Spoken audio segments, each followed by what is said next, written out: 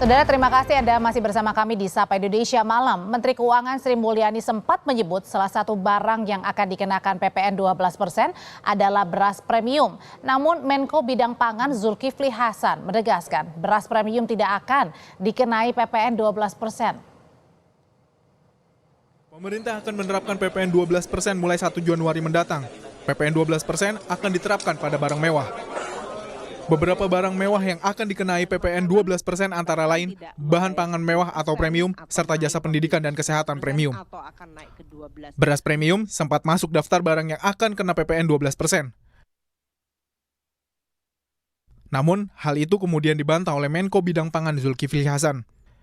Zulkifli menyebut beras premium dan medium tidak akan kena PPN 12%. PPN 12% hanya akan diterapkan untuk beras khusus. Kemarin kan PPN sudah ditetapkan 12% termasuk untuk beras premium. Pangan nggak ada, beras nggak ada. Nggak ada beras khusus maksudnya, bukan premium, enggak, iya. Ya. Udah, terima kasih ya, jelas. Jadi premium, medium nggak ada 12%. Hal senada disampaikan Menteri Perdagangan Budi Santoso. Mendak menegaskan penerapan PPN 12% tidak akan mengerek harga eceran tertinggi beras atau HET beras. Beras premium kan dikenakan tarif PPN ya Pak, itu bakal mengerek harga eceran tertingginya nggak sih? Kemarin kan ada beberapa pengecualian kan kemarin. Tapi beras premium dikenakan Pak? Ya saya kira nggak yang kebutuhan masyarakat umum kan bukan yang premium ya, yang masyarakat ya. Jadi itu tetap tidak mengerek ya Pak? Enggak. Sejumlah ekonom mengkhawatirkan penerapan PPN 12% bisa memicu para pelaku usaha untuk menaikkan harga-harga barang di pasaran. Berbahaya dari kenaikan PPN ini, kalau naik dari 11 ke 12% sendiri, itu sebenarnya dampak aktualnya tidak sangat membebani. Tetapi kadang-kadang pemain di pasar itu menggunakan kenaikan PPN ini sebagai alasan untuk menaikkan harga. Dan menaikkan harga ini bisa 10%, 15%, 30%, begitu. Ini yang harus dilakukan oleh pemerintah. Yang pertama edukasi, yang kedua adalah pengawasan dan monitoring. Untuk meredam dampak penerapan PPN 12% ini, pemerintah juga menyiapkan sejumlah paket ekonomi atau kompensasi untuk masyarakat kelas bawah, kelas menengah, dan UKM atau wirausaha. Tim Liputan, Kompas TV. Saudara, meski bahan pokok termasuk beras tidak kena PPN 12%, tapi tentu banyak faktor lain dalam mata rantai proses produksi dan distribusi beras yang terdampak PPN. Adakah dampak penerapan PPN 12% terhadap harga beras di pasaran? Kita bahas bersama Ketua Umum Perpadi, Sutarto Alimuso. Selamat sore, Pak Sutarto. Selamat sore, Mbak.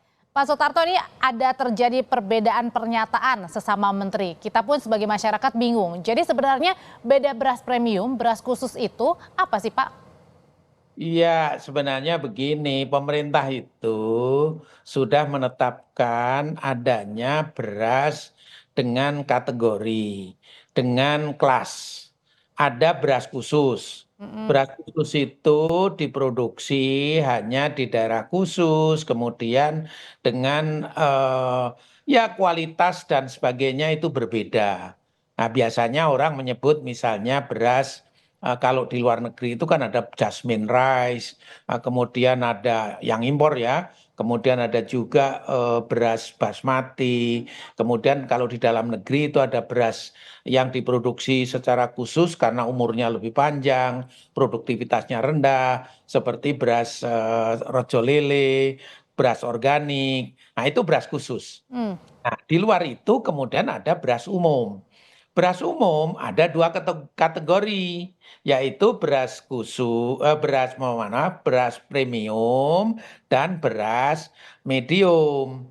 Ini ketetapan pemerintah. Kenapa ada beras premium? Premium itu dari aspek berapa beras pecahnya, berapa derajat sosoknya, berapa beras. Jadi artinya dalam kalimat sederhananya, Pak Sutarto, beras khusus adalah beras yang paling mahal ya, tertinggi harganya.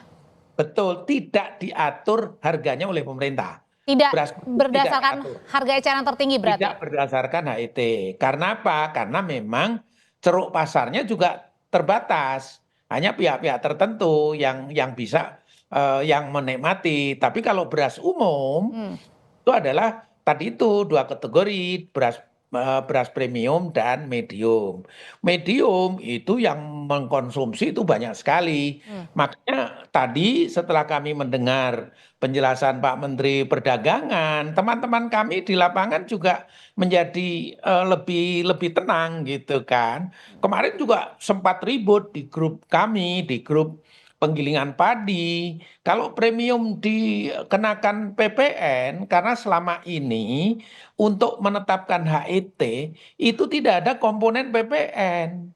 Jadi tidak dikenakan PPN, medium dan premium ini selama ini tidak dikenakan. Oke, dan Nah, yang kalau dikenakan ya pasti adalah kan harus ada pasti ada perubahan HET gitu loh. oke. Jadi bukan hanya sekedar karena mencari keuntungan, bukan. Tapi Menyesuaikan dengan tambahan biaya yang dikeluarkan untuk menyalurkan atau untuk memproduksi dan nah, menyalurkan Pak beras Sutarto, premium. dengan tadi tambahan biaya itu dan udah pula nanti PPN 12% meskipun beras khusus ya tadi ya pengenaan PPN 12%-nya bukan di premium ataupun apalagi medium. Nah, ini bukankah kita menduga-duga jangan-jangan dengan adanya kenaikan PPN 12% untuk beras khusus ini juga menjadi alasan buat penjual misalnya karena semuanya serba naik, akhirnya harga beras premium pun atau medium pun sampai ikutan naik juga. Tidak begitu. Antara khusus dan premium dan medium ini tidak berhubungan karena barangnya berbeda. Barangnya berbeda, produsennya berbeda. Tapi Dan nggak dijadiin alasan tuh Pak ketika ya udah karena semuanya naik ya mau nggak mau dinaikkan gitu. ya nanti kalau beras premium itu ada HET yang harus dipenuhi dan HET itu ditentukan oleh komponen biaya termasuk harga pembelian gabah. Pak Jadi Sutarto, harga pembelian ya. gabah ditetapkan juga gitu. Oke, mengenai kenaikan PPN 12% dikenakan untuk beras premium nanti saya akan bertanya lagi, tapi kita dengarkan dulu Pak Sutarto dan juga pemirsa untuk kumandang azan maghrib bagi wilayah Jakarta dan sekitarnya. Anda kembali menyaksikan Sapa Indonesia Malam, Pak Sutarto masih bersama saya ya Pak. Pak, ini kan tapi kalau tadi ada jaminan bahwa yang naik adalah untuk beras khusus ya, tidak untuk premium apalagi medium. Tapi kan kadang-kadang ini pedagang di lapangan suka pada nakal Pak. Nakal dalam artian ya karena semuanya naik ya otomatis beras premium atau medium ya terpaksa harus naik begitu. Padahal kan tidak seperti itu. Iya, jadi begini, kalau dari kami, artinya dari produsen beras, pasti tidak akan melakukan kenaikan harga.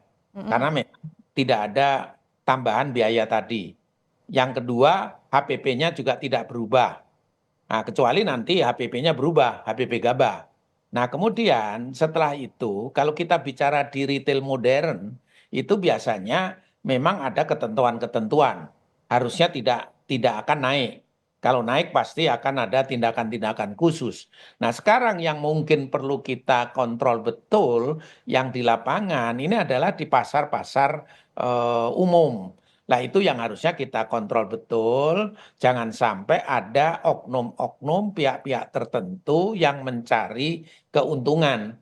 Karena selama ini antara pasar beras premium, medium dengan beras khusus itu memang berbeda. Ceruk pasarnya berbeda gitu. Kalau ada yang nakal tindakannya apa tuh Ya. Pak Sutarto? Nah, sebenarnya ada Satgas Pangan yang tentunya memberikan sanksi, paling tidak sanksi administratif terhadap pelaku-pelaku yang melakukan kegiatan itu, kegiatan yang melanggar tadi gitu ya.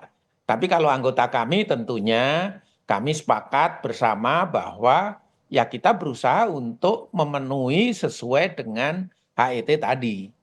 Dan karena persaingan di lapangan juga tidak ringan gitu ya. Sehingga mudah-mudahan kalau anggota kami penggilingan padi dan pengusaha beras pasti berusaha untuk menepati apa yang menjadi Karena ketentuan. kan gini juga Pak Sutarto ketika misalnya kita berada di pasar gitu ya yang dijualnya eceran atau literan kan kita nggak tahu nih sebenarnya yang mana khusus, yang mana premium, yang mana naik, yang mana enggak gitu. Tapi kan bisa saja jangan-jangan pedagang ini berdalih, oh ini karena beras khusus jadi naik. Jadi bisa aja nakal, jangan-jangan beras premium dijual tapi dia naikkan gitu.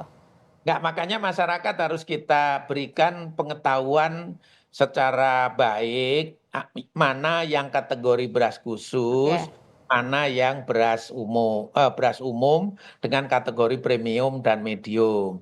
Bahkan supaya pemerintah pun tidak ada perbedaan interpretasi tadi. Jadi jangan sampai selama ini memang kadang-kadang beras khusus itu masuk premium, padahal tidak.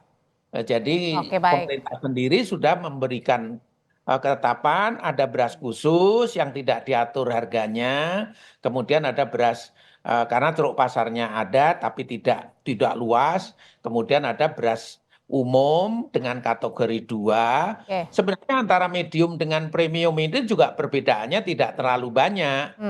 Barangnya sama. Baik. Bedanya derajat sosoknya, kemudian campuran butir pecahnya berbeda. Sebenarnya masyarakat membeli medium pun sebenarnya juga sudah cukup. Oke, aturannya sudah ditetapkan, tinggal pengawasannya dan juga masyarakat yang lebih waspada lagi ya akan pembagian atau perbedaan beras premium, beras khusus ataupun medium. Terima kasih Ketua Umum Perpadi Sutarto Ali Musso.